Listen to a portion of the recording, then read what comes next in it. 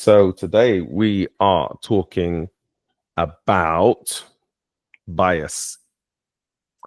More specifically, we are talking about bias in talent selection. To begin with, let's define it. What would you classify as being bias in talent selection? I think the obvious one is going to be physicality, right? Size. Yeah. Yes. And that hits home with me because I'm of the pint-sized assassins, Yeah. So yeah, that hits home with me. Yeah, it's size, physical size, right? As a player, I was told I couldn't go pro because I was too small. Right. I remember having my trial and the coach was like, well, I just, you were fantastic. You played excellent, but I want a bigger team. Right. I'm like, so, and I think that in America, it honestly still resonates quite a bit. Like it's still here. I still hear coaches talking about it. Like we need faster players. We need bigger players. And it infuriates me because, one of the great midfielders of all time, Andres Iniesta. A lot of the great midfielders and attackers of all time. Yeah. But this is like, I'm pulling up a quote. Here it is. Iniesta says, physicality is most effective when the game is slow. The faster the ball moves, the more the game is decided by technical skill and intelligence of the game. Spot on. Right? So, yeah, that size thing kicks me in the ass a little bit, So yeah, so I think I would go technical above everything. Yes. But technical if the player understands how to use space. Yes. Because if you can't use space and you're allowing players to get close enough to you to interrupt you, then the technique can't shine. Correct. So for me, I'm going to be looking at what you can do with the ball, but then I also want to know that you're going to be able to get into space where you can actually let loose with the ball.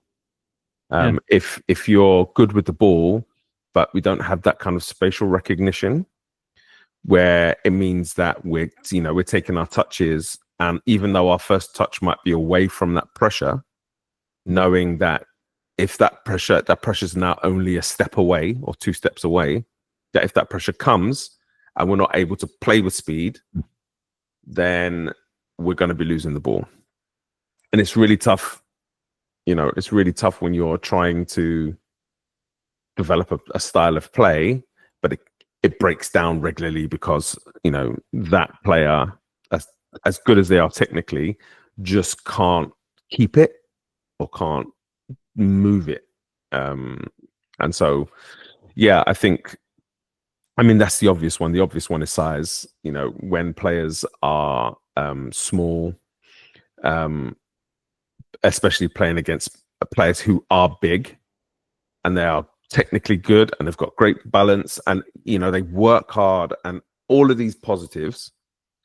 But if you're not able to find a pocket of space that gives you 5 or 6 yards to receive the ball in, if you're not able to scan and be aware of your surroundings so that you know what you need to do with the ball as soon as you get it, then I think size becomes a really important factor, unfortunately. Yeah. Whatever. You're going, you go. Oh, yeah. So I want to add to that. I think so, like the technical side, but also the IQ side, right? And I think that's what Iniesta was leading to, right? It's not just about technique. It's about your IQ that makes you faster, right? Right. Like, Pirlo always said, like, he's like, I'm super slow, but everyone's like, but you feel so far ahead of everyone. He's like, that's because I'm thinking faster, Right. I'm putting myself in those right positions. So game IQ is correspondent with the technical ability. Right. I think that leads onto this next kind of part where it's like, okay, so we're talking about physical size, but what about physical maturity? And that's not necessarily just size. that is going to be more along the lines of strength.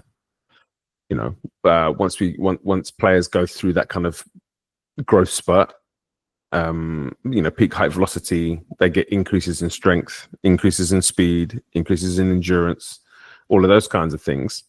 You might have players who haven't quite gone through that, and so they're not as quick as the others. They're not as strong physically. They're not as powerful. They're not as and I think those, when we're looking at that kind of thing, are we looking at the right now, or are we looking at the potential? We should be looking at potential. We should be looking at the potential. I agree. And so, I obviously we just had tryout season, and tryout season is always horrible. I spoke to some people.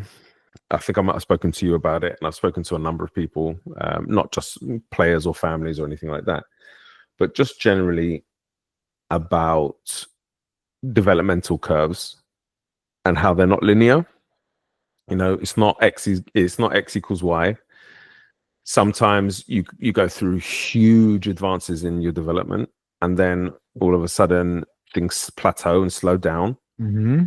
And then you might go through a little bit of a growth spurt, and then your growth curve actually dips a little bit because we have to relearn our coordination, because one leg is maybe half a centimeter longer than the other, which is messing with my stride pattern, and it's making me not able to control the ball properly or run in the way that I was running before.